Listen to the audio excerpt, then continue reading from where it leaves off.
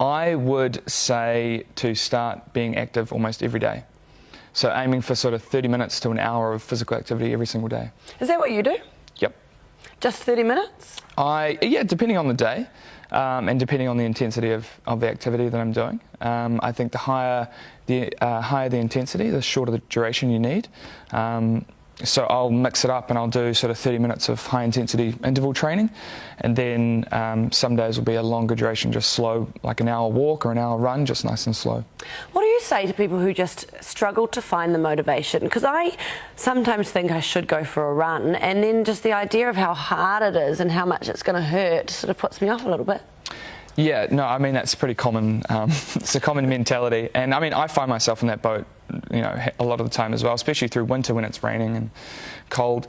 But, you know, I always remember that you never regret a workout that you've done, you know. And generally the hardest part about going for a run or getting out of bed and doing some sort of activity is putting on your shoes. I find the hardest part actually breathing. Well, yeah, I guess that too. But a lot of time, you know, it's a lot easier for people to exercise or be active with other people. So, you know, joining a fitness class, doing some sort of sport with friends, playing squash, Jack's a big squash fan, can be really motivating and help people stick to something that they want to do. That being said, I think through winter, we also need to listen to our body, and it's a lot harder to get out of bed. It's a lot colder. Your body naturally kind of wants to hibernate, and I think that's okay. I think it's okay to rest a little bit more and to just listen to your body. Yeah, and go with the seasons. In winter, my body says eat lots of potatoes and bread and sit on the couch. But now potatoes and bread are not great, are they? I mean, potatoes are okay, but they still have a reasonably high glycemic index compared to, say, kumara. But things like bread and pasta, refined carbohydrates and processed sugars, those are the bad ones. Those are the ones you want to stay away from. And why is that? What do they do? So they spike your blood glucose, and essentially that's what leads to us storing more fat in our body.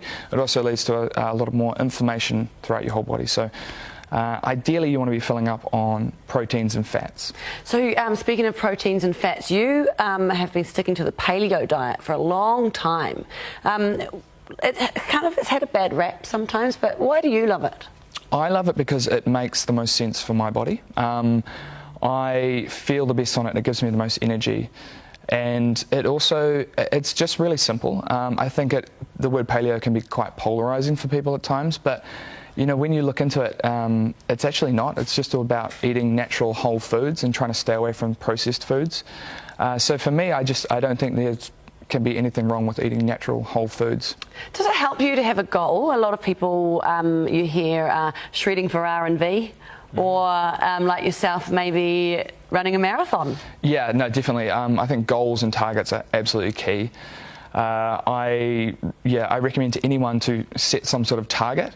So whether it's running a half marathon, running a marathon, a 10K, some sort of trail run, going for a bike ride along the rail trail with some friends, or going for a hike, doing the Queen Charlotte track, whatever it is, having some sort of target to aim towards, then it gives you a little bit of purpose with your activity, so you're not just exercising aimlessly, but you're training for something.